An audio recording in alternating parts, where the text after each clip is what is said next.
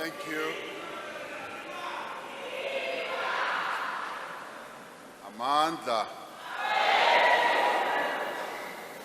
Program Director, or better still, Program Directors, members of the Ginwala family, the Speaker of the National Assembly, former Speaker of the National Assembly, Sis Bale Gambete, the Premier of Gauteng, Panyaza Lusufi, former President Thabo Mbeki,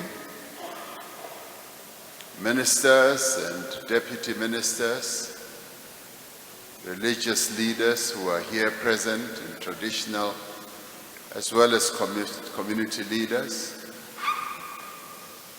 members of the judiciary who are also here present, members of the diplomatic corps, leaders and stalwarts of the African National Congress, and leaders of other political parties here present, and comrades and friends and fellow mourners. We gather here as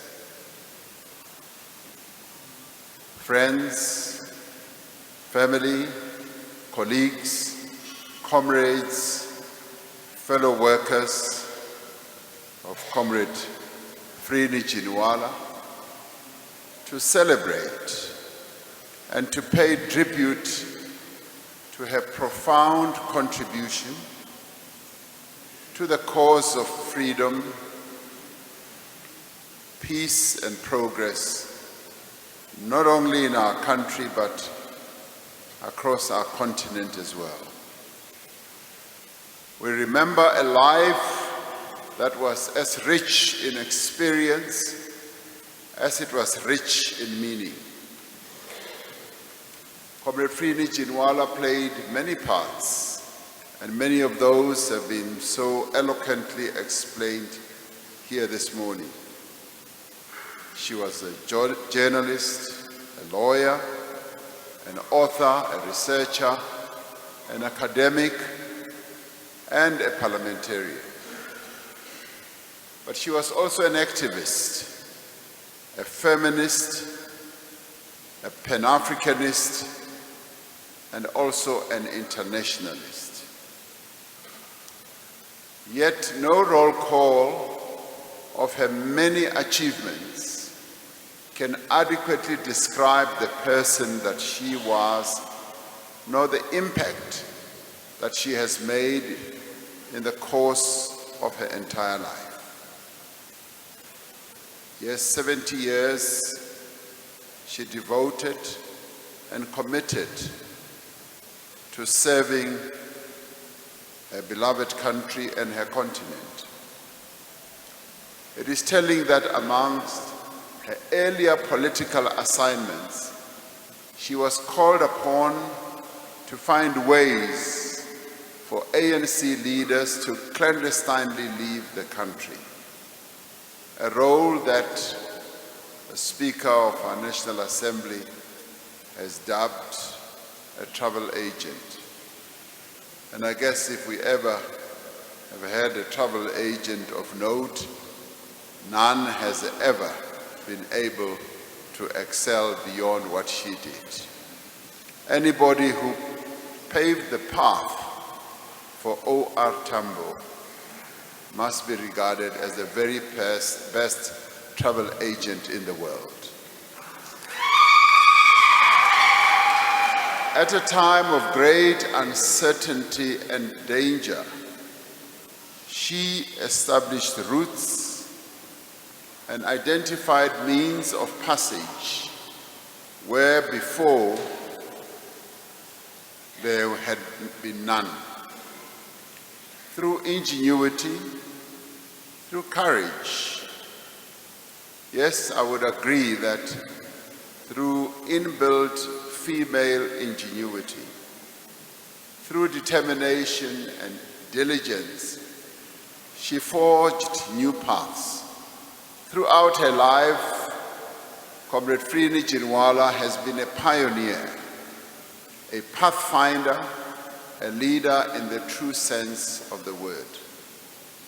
She was instrumental in setting up the ANC's first office in exile, as we have heard, in which O.R. Tambo worked, establishing the base from which over the coming decades the organization would forge what was probably the most powerful international solidarity network and movement of our time. For 3 decades, she was a vital part of that movement, whether in Tanzania, as we have heard earlier from Comrade Mek Maharaj, whether she was being deported, thrown out, brought in. She did excellently well in other vital parts of our continent, in Zambia, Mozambique, the United Kingdom, and wherever else her assignments took her. On whatever platform given, whatever opportunity, Comrade Frene Ginwala was an eloquent, persuasive champion of the cause of the South African people. She could have stayed as a barrister in the Inner Temple in London, but she chose to heed the call to come and make a contribution for the struggle for freedom in our country. With her keen intellect, her measured delivery, and her clear articulation of the principles and the purpose of our struggle, she felled many a critic and earned many a friend. Through her writings, whether as a journalist, as a researcher, or an academic, or an activist, she provided both incisive critiques and clear vision. Whether she was in Comrade O.R. Tambo's office or Comrade Madiba's office, this was her given role. She told us what was wrong with the world, and most importantly, how it could be made better. Comrade Frene will be remembered as a pioneer of women's rights, as we have heard all morning today, at a time when scant attention was given to the many ways in which women were oppressed and exploited. Comrade Frene fought for the struggles of women to be recognized. Yes, in 1991, she was in the lead with Comrade Baleka and Nosiviwe and others to insist that the ANC National Conference, the 48th conference, should elect up to 30% of women in its leadership corps. Comrade Nosiviwe, you did not win that battle, but I'm able to stand here and say the women of our country, as represented in the ANC, have won the war. So you lost that battle, but you won the war. And that war was instigated, yes, by Comrade Frene and others, but it had the firm commitment of Comrade Oliver Reginald Tambo, who wanted to see the empowerment of women in the ANC.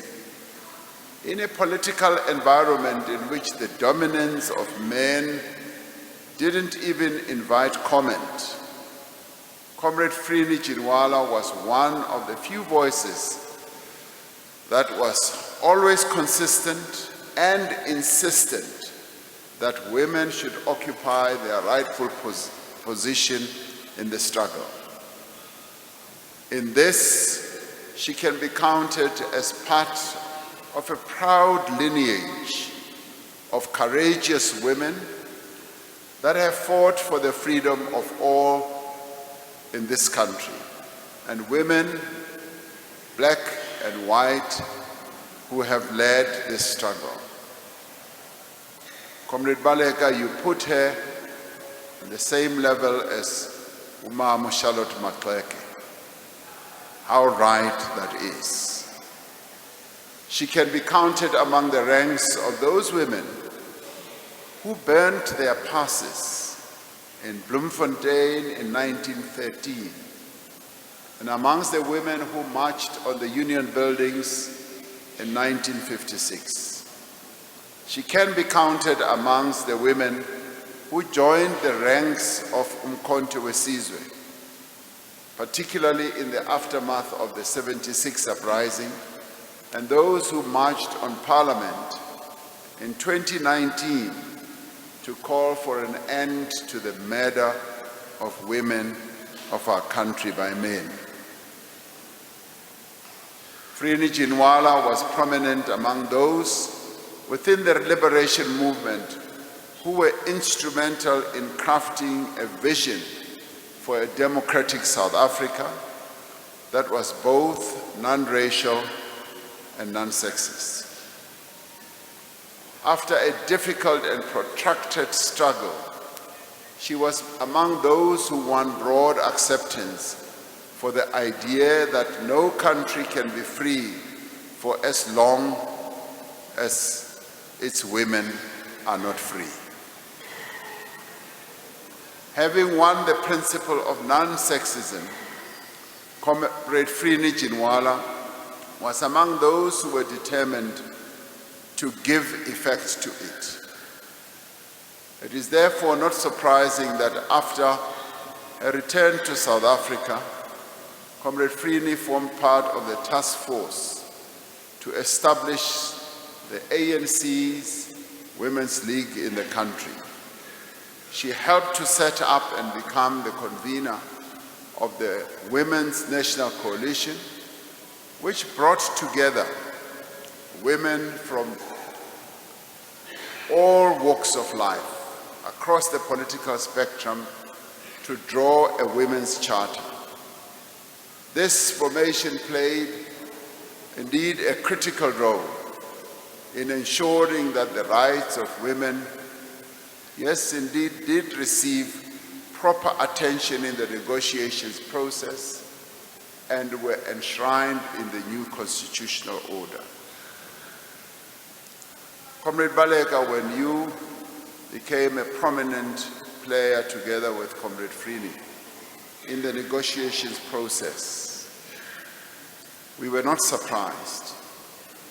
We knew that you and Comrade Frene and many others had been the real engines to ensure that women are properly represented in those negotiations.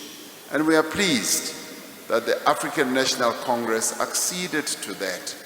And today we have the most advanced constitution which respects the rights of women, upholds them, and protects them, as Comrade Prex Govender was also saying. So thank you for all the efforts that you made. We are where we are today because of the dedication and the work that you and Comrade Frene and others played a key role in. Of course, no one can forget the role that Comrade Frene, Comrade Barbara Masekela, and our beloved departed Comrade Jesse Duarte played in the presidency. They were the triumvirate that truly ran President Nelson Mandela's presidency. You could not get anything past these three outstanding women and get Comrade Madiba to agree if he had not passed it through the three. So they were the three musketeers who really ran that office. And did they run the office well? I would say yes, they did. And some of us who worked closely with Comrade Madiba and Comrade Thabo Mbeki will probably attest to this, knew that even as we put proposals to Comrade Madiba, he would stress test them with the three musketeers. And Comrade Frene was amongst those. So this is a real tribute to the role that was played by Comrade Frene.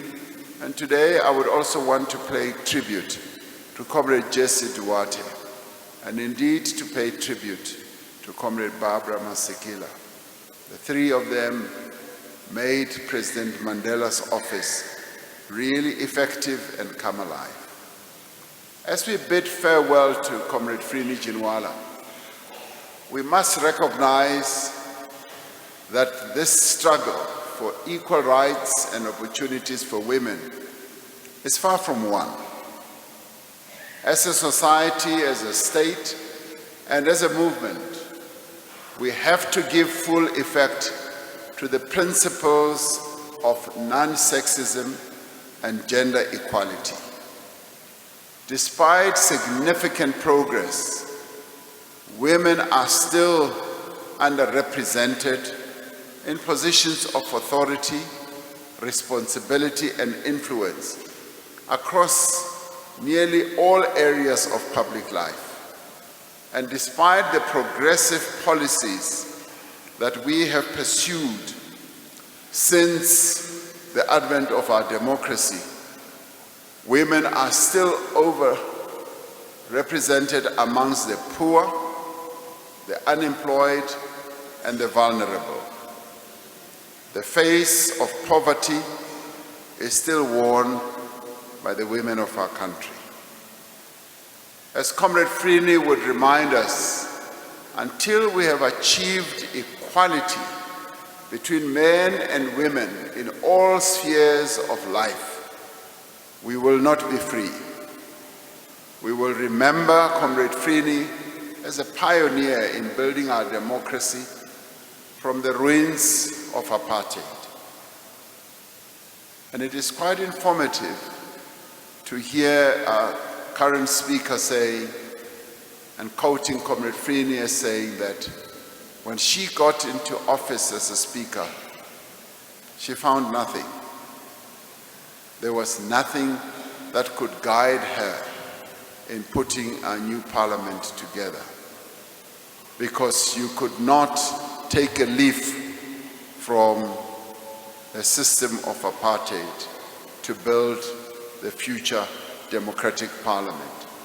As part of the ANC's negotiating team, she brought all her legal training, her sharp and incisive mind, and her political conviction to the task of forging a new constitutional order in our country. Yet it was in her role as the first speaker of a democratically elected National Assembly that Comrade Frene had the greatest and the most enduring impact on our young democracy. Over the course of a decade in that position, she forged a new institution that reflected the great diversity, the struggles, the aspirations, the culture, and the practices of the people of South Africa. With her warm and deliberate determination, she forged an institution that stands at the center of our democracy. It is an institution that continues to this day to fulfill its constitutional purpose as the representative, the voice, and the champion and the instrument of the people of our country. She performed her role as Speaker with diligence, with fairness, and with great integrity. She was always mindful that it was her responsibility to serve the people of our country and to do everything within her means to advance their cause. Frene Ginwala lived, fought, and strived, as we all should, selflessly, honestly, courageously, driven by a deep and abiding love of humanity and, more importantly, the people of South Africa. She stood for a South Africa that was united in its diversity. She cherished a society where all may embrace and celebrate their many identities, their many cultures, their many languages, and their different faiths. She stood firm against the abuse of power and corruption. She stood firm against racism, sexism, and all forms of intolerance and prejudice. She stood for human rights for all, and indeed for the rule of law. To defend the aspirations of our Constitution is to honor the memory of Frene Ginwala. To lead lives of integrity, whether as citizens or leaders, is to uphold her legacy. Good thoughts, good words, and good deeds. These are the tenets of the faith that she was born into. She lived by those. Her life embodied those tenets. To her family, especially her beloved nephews, Zev, Cyrus, Sorab, we share in your sorrow. May you be comforted by the knowledge that Comrade Frene's spirit, her courage, her wisdom, and her generosity will forever be remembered. As we came into this hall, I had occasion to also meet 4 other people who cared for Comrade Frene, who must also be thanked for the work that they did over a period of 10 to 15 years. There's Grant Zulu, there's Patience Ngwame, there's Ditonia Ndabana, and there's Joey Yende. These are the 4 individuals who also, together with her family, stood by Comrade Frene until the end of her life and cared for her. So let us thank them and applaud them as well. I want to end by a reference to something that I found out about Comrade Frene, her love for maps. She got excited once she had discovered or found these maps of our continent. And we shared a common passion about maps. And we got into an animated discussion about what she had found, being the map of Africa that was crafted in 1389, as it is said in the obituary, titled Deming Hunyi Tu. And we got into a very long discussion about how those maps finally fueled China's great ambition to become a global player, even at that time, when Emperor Judi of the time got Zheng He to lead the biggest flotilla of ships ever amassed in the world, to set off from China to go to various parts of the world. And it is also said that It was during this period that the Chinese were the ones who discovered America, whilst we are told that Christopher Columbus was. But the important part is that it was this flotilla that came to Africa. It came to the eastern seaboard of our continent, and historians today record that the trade between Africa and China started. It was due to these maps that the Chinese launched their most historic global policy and reached out to many parts of the world. Having done a very interesting study of how Emperor Judi and Zheng He went around the world, it was quite an exciting conversation that I had with Comrade Frene about these maps. And I'm glad, Honorable Speaker, that the maps have been preserved, because in the preservation of these maps of our continent, Comrade Frene's memory is also preserved. I want to finally say, Comrade Frene, go well. Hamba kahle Mbokodo. If we ever had a Mbokodo, you are the Mbokodo that we really had.